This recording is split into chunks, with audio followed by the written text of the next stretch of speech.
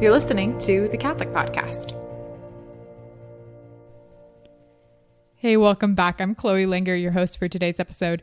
If we don't get Sunday right, we're not going to get Monday or any other day of the work week right. My guest today is Dr. Michael Naughton. He's the director of the Center of Catholic Studies at the University of St. Thomas in Minnesota, where he's a full-time professor in the Department of Catholic Studies. He's taught in the College of Business for over 20 years, and he's the author of a brand new book, Getting Work Right, Labor and Leisure in a Fragmented World. Dr. Naughton, welcome to the show. It's so good to have you here. Chloe, it's a real pleasure to be here. Thank you. So what inspired you to write a book about getting work right? Yeah, well, I give about 20 talks a year, and a lot of them deal with this question of work and particularly its relationship to leisure.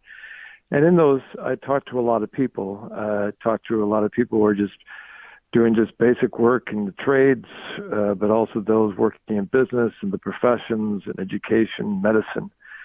And one of the things that I find kind of a common experience, I've experienced my own life, but I also found that they're speaking about it, is the fundamental challenge that one wants meaningful work, but meaningful work in many respects comes from meaningful leisure and a meaningful rest. And how those two things get put together, I think, is a particular common human problem and a particularly modern problem.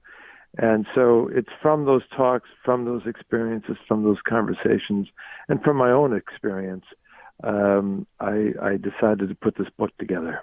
It seems like the perfect book to read, especially in today's age. And I think about sitting next to someone in an airplane or running into someone at the grocery store. One of the first things that I ask someone is, so what do you do? And so it seems like work is a very common conversation that I have with people. Exactly. And it's kind of the particular American bias, right? That we often define who we are through our doing, and we've often lose sight that there's a deeper question about our being. This is something my wife reminds me often, what Pope Benedict speaks about quite a bit.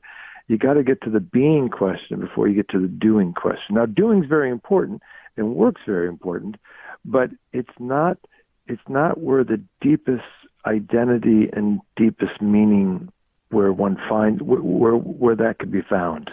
Yeah, I like this differentiation between being and doing. In your book, you talk about labor and leisure. Can you speak into why a conversation about work goes hand in hand with a conversation about leisure?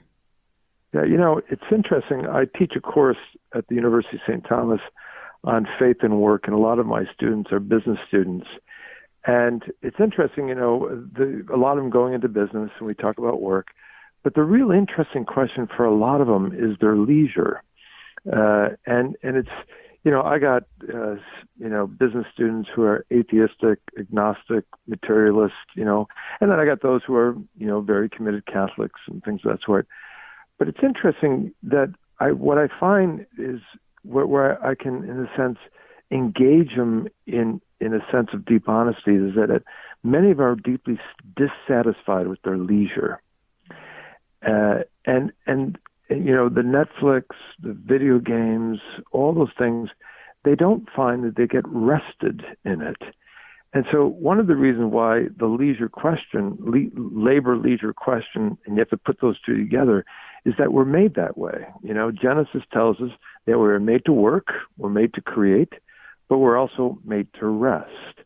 And thus, this dynamism between this, in a sense, our work is to give of ourselves to others, but leisure is this idea of receptivity. And really, it all comes down to, and it's going to sound a little sentimental, but it all comes down to love. And this is how Pope Benedict defines love. He says charity is love received and given. And that in order for us to know how to give, we also have to know how to receive. In order for us to know what work is about, we also have to know what rest is about. And so there's this dynamism between these two that in order to understand one, you have to understand the other. And so the thesis of the book is that if we're going to get work right, we have to get leisure right.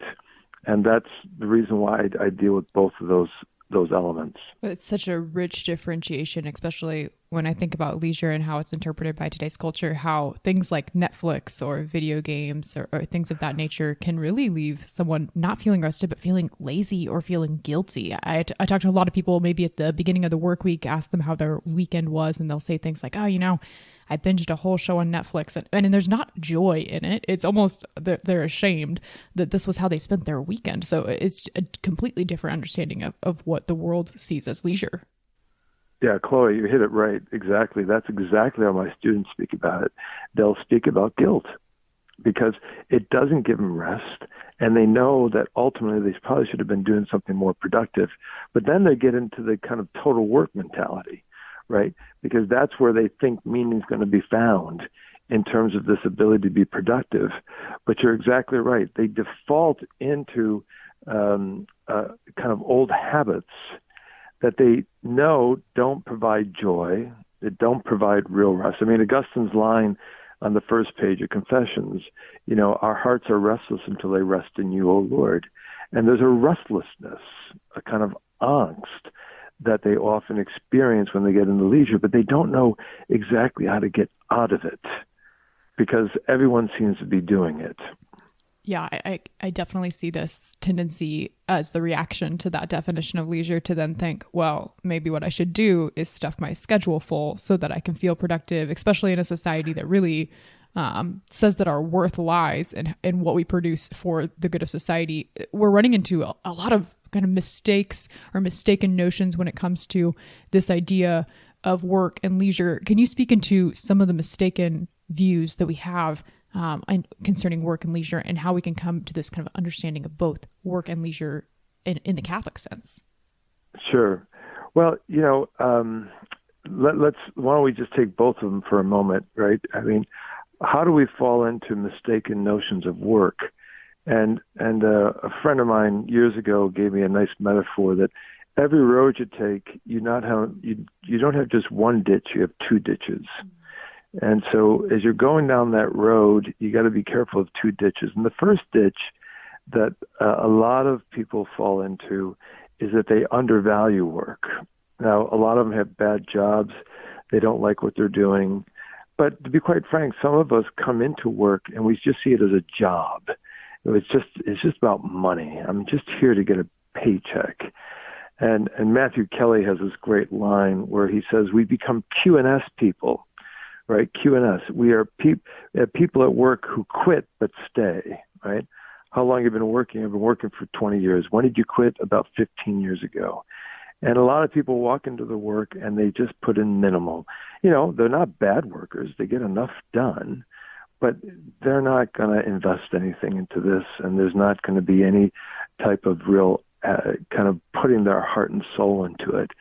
And the problem is that when they undervalue their work this way, they are, in a sense, shutting out God in this domain of their workplace. Because God doesn't want that. God doesn't want you going in there just getting a paycheck out of it. Because there's relationships to be done, right? There's a good to be done. And so what someone should do is when they walk in the workplace, you can recognize there's a good to be done, and I need to be ready and active and saying, what can I do and what kind of, because it's kind of a form of evangelization. Now, so that's one ditch. The other ditch is that we overvalue work. We try to get more out of work than what work can give. And your point about before, right, we often define ourselves in terms of our doing, right? And so my whole identity is found in terms of what I achieve. And that's where people, in a sense, they run after always the next achievement, and they often, they're kind of resume people. We don't usually do this, but we walk around telling people about our resumes, or we're asking other people about their resumes, and we seem to be impressed. The more impressive the achievement, the more impressive they are. And again, achievements are important, but they're not at the deepest heart of who we are. Benedict has this great line in the Introduction to Christianity, and he says, the most profound part of our lives is not often what we've achieved, but what we've accepted, right? And so often the most profound moments of our lives is when we've accepted the criticism, we've accepted the weakness, we've accepted the failure, right? We've accepted that there's something about us is not the way we thought we were going to be. That's often the most profound moment. And so on the work question, it's just either we undervalue work or we overvalue it. When it comes to leisure, is there also kind of two ditches that we can fall into? Exactly. The leisure question, maybe another way of thinking about leisure is that often the way we think about leisure is we will often think about it as amusement. And we're looking for things to amuse us. But it's the etymology of the word amusement, interesting enough, comes from the Greek word where we get the word muses. And the muses were the goddesses of the liberal arts. And the muses were attempting to refresh people, to recreate them. And when you put the word in front of a word, it negates it. So if I'm a theist, I believe in God. If I'm an atheist, I don't believe in God. Well, the word amusement, it's interesting. Look it up in Wiktionary. It says to stare stupidly at something, right? Now, this is my wife's description of me watching television. So, and so there's a sense that we are as one I remember one advertisement of a chain of hotels once put it, your body checks in and your mind checks out. And so there's a sense that it's not a time to engage reality. It's a time to flee reality. It's a time to be distracted by reality through a kind of, whatever it might be. People go to Las Vegas for the weekend and thinking somehow if whatever happens in Vegas stays in Vegas, right? And of course that's utterly naive because the only thing that stays in Vegas is their money. Everything else comes right back with them. And so that I think that's one of our biggest modern challenges right now with our leisure is that we've simply reduced it to an amusement. And, or as you were pointing out before, we get sick of our amusements and of course we don't know and we just simply work all the time. And so any rest everything we do is simply instrumental to doing more work. But I do think the amusement is one of the bigger problems we have right now. That makes sense. Earlier in our conversation, you kind of alluded to this, but I'd love to dig deeper into it. We're seeing this divided life in today's world, 100%. But you write in your book that this really is an issue that has its origins at the beginning of time. This has been around for a while. You write about how an understanding of the book of Genesis can give us a better grasp on why we're created to work and rest. Can you speak more into the story of Adam and what he specifically teaches about contemplation and being active? Yeah, there's I used to team teach a course with he was actually Jewish and he was in our accounting department. And he put me on, his name is Brian Shapiro, and he put me onto this book by a very famous Jewish rabbi by the name of Joseph Soloveitchik. And he wrote a very interesting book called The Lonely Man of Faith. And by the way, it's often, if you really want to understand the Old Testament, take a look at how the Jews will often interpret things. And Soloveitchik, and this is on the whole book, he says, look at the book of Genesis, and what do you find? You find not one creation story, you find two creation stories. And so in Genesis 1, and he calls Genesis 1 Adam 1, right? And Adam 1, right, is the active Adam. He is homo faber. He's man the maker, right? He is made in God's image. Who is God? God is an active God. God is a creator God. And what does God tell Adam? He says, be fruitful and multiply, right? Fill the earth and subdue it and have dominion over it. And so Adam is this, he wants to change the world, right? He wants to make it better. He's the active thing. And we're made that way. We're made to be this way. But then Soloveitchik points out, he says, but look at the second creation story in Genesis 2, and he calls this one Adam 2. And there, what you see is something a little different. You see that God forms man out of the dust and breathes in and gives man life, right? So life is given. He's placed in a garden and he's told to till and take care of it. God puts him to sleep and he takes the rib out and he creates Eve. And there's a sense that Adam here is not the active Adam, but he's the receptive Adam, the contemplative Adam. This is the Adam who's asking about the why of the world, whereas Adam 1 is asking about the how of the world. And what Soloveitchik points out is that the modern man can't put those two together. Those are alienated. And one of the things that modern man does, particularly through the Enlightenment, through the scientific revolution, is that we've elevated Adam 1 and we've marginalized Adam 2, right? We live in a culture that is always trying to nurture Adam 1, saying that's where everything's at, that's where the real excitement is, that's what, get out and do things. And yet we neglect the importance of Adam 2. And that's where the divide comes. We're made to be both active and contemplative, and we're living in a world that's elevating the active and it's discounting and marginalizing the contemplative, and that leaves us divided. It reminds me of what John Paul II talks about when he talks about the original man. The original man, that Adam is integrated. Those are the two together, and it's interesting to see how we've separated those in today's society. Exactly. And it's interesting, Soloveitchik, this is where you get a little bit of a difference between Judaism and Christianity. Soloveitchik actually, as one in the book, he says that these two Adams are they will always be alienated from each other. And I think from a Christian perspective, I think one has to be really mindful that Soloveitchik is really pointing out a serious problem. Sometimes we Christians think we can kind of integrate it on our own. But because of Christ is the new Adam that integrates. And so when we marry our lives to Christ, we have the ability to, I shouldn't say it's our ability, we have the ability to receive the grace to provide that type of integration. Whereas Soloveitchik seemed to feel that that was just not something that was achievable. We're talking in today's episode about having a fully integrated understanding of leisure and work, but we also have to have an ordered understanding of the role of business and social institutions. In your book, you write that it's therefore part of our vocation to be builders of institutions, and you speak into this categorization of institutions as primary and secondary. Can you talk about what makes the distinction between a primary institution and a secondary institution, and why in a rightly ordered world, business should be a secondary institution? I think one way, I think there's many ways of thinking about this, but I think the most concrete way about a primary institution is, where is your deepest identity found, right?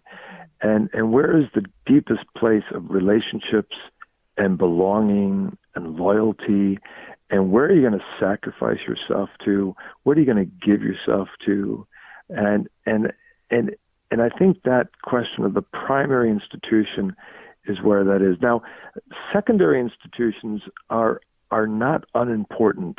They're really important, and one always has to be mindful that you gotta really pay attention to that. But it's not where your deepest identity is formed. So if you want to make it a little more concrete, right, the primary institutions are really two. They are the family and the church, because that's where the deepest identity is found in us. And the secondary institutions would be business, would be the state, right, would be these other institutions. And they're important, but I don't go to business to find my deepest identity. I don't go to the state to find my deepest identity. If I do, I will be massively disappointed and massively disordered.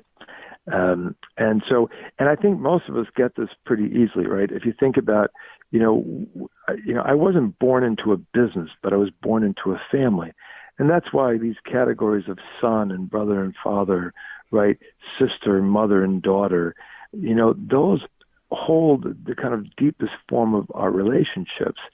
And then the second area that does is from a religious perspective, our deepest identity is found not in work, not in gender, not in our ethnicity or race or sexual orientation or whatever it might be, because our deepest identity is found that we've been gifted life.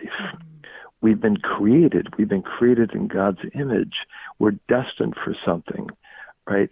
All of those things are pointed to something. So, for example, I'm an American citizen, but I'm also an Irish citizen. I have dual citizenship, right?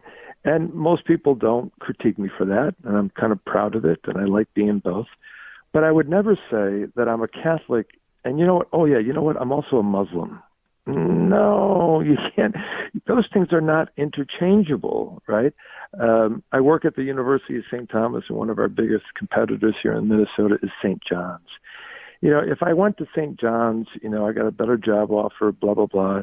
You know, you might want to ask, well, why did I do it and things of that sort. But you wouldn't say that I'm immoral for doing that. But if I decided today that, you know what, I'm going to leave my wife for somebody else, well, wait, you know, you're a scoundrel when you do that. Why? Because there's something about the nature of the primary institutions that hinges us, right? That calls for a deeper commitment than they would in terms of secondary institutions. So that is the kind of distinction. Now, when I go to work as a business, I should treat people with dignity, right? As a citizen, I should call to be, I have a certain duty to my country. But again, my deepest loyalties are going to be found both in my faith and in my family.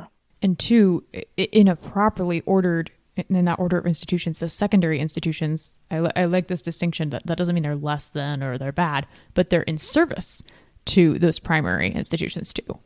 Exactly. And the secondary institutions always be mindful of making that they make space for primary institutions. So when a business is constantly drawing 70, 80, 90 hours of work out of a person, it is massively immoral, right?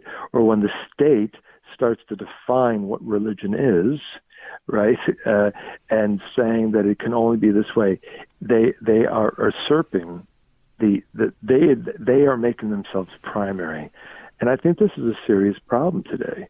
A lot of these institutions are making themselves primary, and they reverse the primary-secondary relationship. When we go to work, it's not about punching a time card and tuning out for the rest of the 8-hour workday. You write that work is a human activity with profound moral and spiritual meaning. We're talking about how business is a secondary institution, and to combat this idea that's popular in today's society of turning business into a primary institution, how can leaders in the workforce transform a work environment to create an environment where there is meaningful work? And you write about this in the book. I'd love to explore this with you, the role of the leadership principle of subsidiarity, what that plays into this kind of conversation too. And so, you know, while I talk about, and we want to just be clear for the listener, work is a secondary institution, but secondary doesn't mean that it's not important. And one of the things that John Paul talks about is he talks about the subjective dimension of work. And here's what he means by that. When you and I go to work, we got to change things. And if we don't do that well, we should get fired, because part of our work is to do that. But what happens simultaneously is we're changing things. We ourselves are changed. And that's where the dignity of work comes about. And I change myself, whether I'm a plumber, whether I'm, making the coffee, or whether I'm the president of the coffee company, right? That's why within a Christian perspective, work has dignity because it's changing us. And thus, how you organize the workplace is a serious moral question, and the reason why this is the case is exactly the principle you mentioned about the principle of subsidiarity, and what Benedict in one of his encyclical letters called Caritas in Veritate, he defines the idea of subsidiarity is the recognition of, when I look at another person, I see that they have gifts to offer, right? And so What work is, it's the ability for people to give the gifts that they have to contribute to making certain goods, right? Creating wealth, all these particular things. But what a lot of leaders don't do is they don't recognize the gifts of the people they have working for them. And that's the key thing about a leader. It's a gift recognition. A person, a manager or a leader in an organization, if they are living out their vocation in terms of that organization, they need to recognize the gifts of the people they have in that organization. And then here's the difficult thing. They need to simultaneously coordinate those gifts in order to achieve the goals of the organization. And that's hard, but that's what we're called to do. That's the vocation. That's why the church offers us these principles as guidance. And while it is difficult, it is phenomenally rewarding, both for the person who could do that and also for the people who they'd be working with.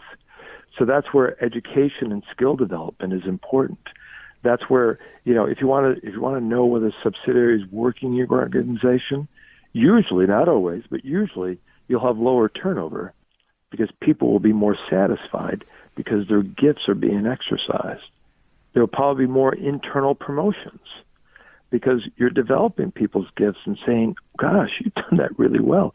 We're going to give you more responsibility and we're going to move you up in these particular things. So that's where the subsidiarity has a kind of, if I could say, a kind of concrete value to it, because it is about organizing a workplace that can exercise the gifts of those within the workplace. You have taught in the College of Business for over 20 years. When you look back on kind of our conversation, the contents of your book, are there concrete examples that you've seen in businesses and organizations that you've interacted with who get it right, who do get work and leisure right? Yes, there's a lot. Let me say something before I go to some concrete examples. First of all, there's no one company out there that's perfect. And there's a lot of companies that fall. I mean, we've seen this in our own church, right? We've seen people that we've elevated, and then we find out later they've done some really bad things. So what sometimes, you can give an example. So, take, for example, what Chick-fil-A has done by closing on Sundays. I mean, what a wonderful example. But we might find out, tomorrow that Chick-fil-A has now decided that, it's going to open up on Sundays, or it's going to do something else, or it's going to do something illegal or something like that. My point is that certain companies do some really good things, and then there's lapses in that. So I just want to be mindful. But Chick-fil-A, I think, is a great example. I mean, here's a company that's one of the most successful fast food companies. They have great product, and they close on Sundays. And they close on Sundays because they don't believe that people should be working on Sundays. I think that's just and it's wonderful to see companies, and they're largely evangelicals, they're Protestants. And to be quite frank, a lot of us Catholics should probably take that a little bit more seriously. Another company, it's a bit self-promotion on my part, I'm the board chair of it, called Rael Precision Manufacturing. It's a torque technology company, does a lot of hinge work.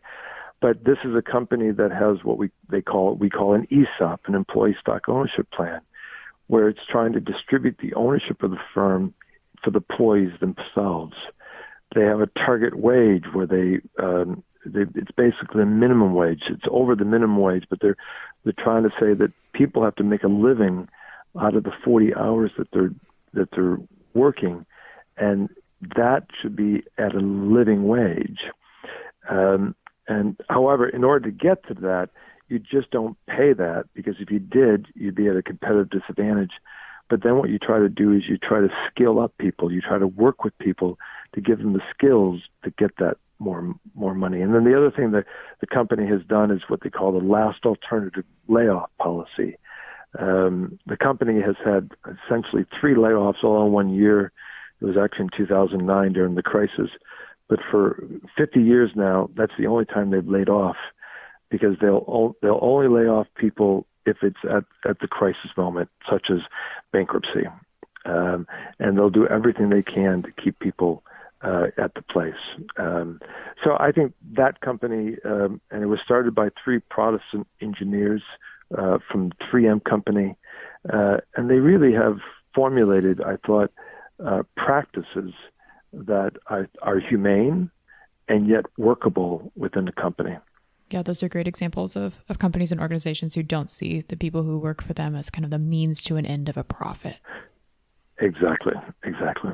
You conclude your book with this chapter on the power of Sunday. Just to kind of wrap up our conversation this evening, what does Sunday have to do with getting work right? Well, the thesis of the book is if we don't get leisure right, we won't get work right. If we don't get Sunday right, we won't get Monday right.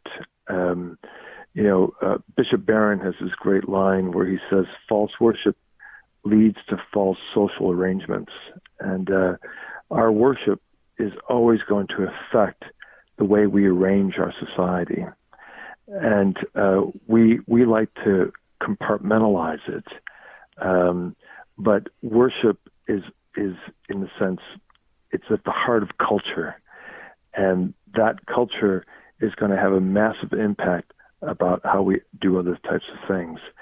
And so the idea of Sunday, maybe another way of thinking about it is we often think about Sunday as kind of a mop-up day at the end of the week, but we should really see it as the first day of the week. And because it's the thing that should orient ourselves to the rest of the week. And when we can do that, we can start. Sunday can have a kind of it can have fruits if it's lived well. And by the way, let's be very clear: Sunday is not simply 1 hour of mass, right? The Lord is asking for the whole day, not for an hour. And that's how a lot of us often reduce Sunday to simply our Sunday obligation to get the mass. But then the rest of the day is mine. I'll watch 6 hours of football. I'll play 18 hours of golf. Whatever it might be. And that's not the way you live Sunday. You have to come into Sunday with this spirit of receptivity, a spirit of silence, a spirit of celebration, and also in a kind of a spirit of even being with the poor. I mean, Jesus, one of the reasons why Jesus gets in trouble with the Pharisees on the Sabbath is because he heals, right? And there's something about that that's I think we should kind of pay attention to. But we need to reclaim Sunday in a way that has the kind of capacity that it is the way that we orient our whole lives, rather than simply being something at the end of life. My wife likes to use what we call the R words. It's a way to reorient our lives, to reorder our lives, right? It's the day that, in a sense, sometimes during the week we get ourselves off kilter, and Sunday is an attempt to realign where we need to be going. But that takes a whole day, and for our family, it's been just a phenomenal gift. And again, my wife has been the kind of she's been the champion of it. I mean, I hope to try to be as a good supporter of it, and we do it together, of just trying to figure out a way that we could pray together, worship together, be together, play together, right? Take walks together, all those types of things that just makes it the whole day a different kind of day, and not merely a mop-up day or it's a day of your own particular convenience. For listeners who are wanting to dive deeper into this idea of holy leisure, who are wanting to reclaim Sundays for their family, for themselves, where can they get a copy of your new book, Getting Work Right, Labor and Leisure in a Fragmented World? Sure. Well, you can certainly get it on Amazon. It's always the easy place. But Emmaus Press is Emmaus Road Press. You can get that right on the web as well. So that's usually the easiest way to get it. So wonderful. Dr. Naughton, thanks so much for coming on the show, for sharing your story, and for just speaking beautifully into the integration of work and leisure. Well, Chloe, it's been a real joy to be with you. Thank you. The Catholic Podcast is an initiative of the Holy Family School of Faith Institute. To find out more or to see how you can contribute to our mission, check out www.schooloffaith.com.